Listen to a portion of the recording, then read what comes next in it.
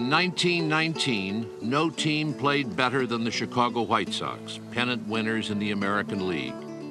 And few teams were paid as poorly or got along as badly.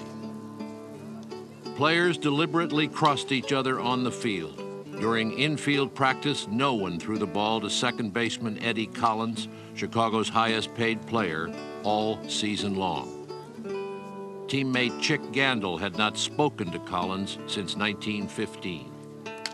"I thought you couldn't win without teamwork," Collins said later, "until I joined the White Sox. Yet somehow we won 100 games and the pennant that year." The White Sox were heavy favorites to beat the better paid but far weaker Cincinnati Reds in the World Series. The Chicago owner was the old Roman, Charles A. Comiskey, himself a former player, but now among the game's most parsimonious executives.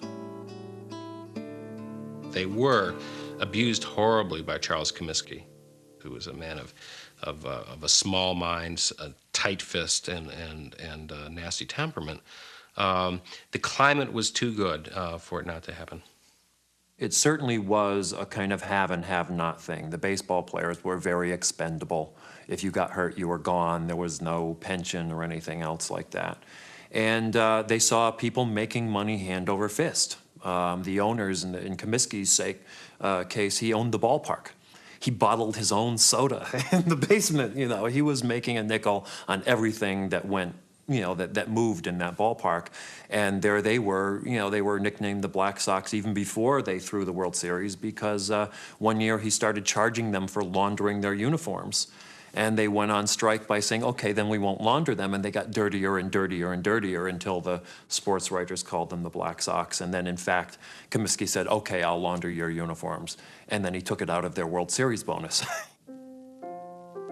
Comiskey's first baseman, Chick Gandil, a former hobo and one-time club fighter, was tired of it. He was nearing the end of his career and wanted one shot at some really big money. For the right money, Gandil let it be known, he would be willing to talk some of his teammates into throwing the series.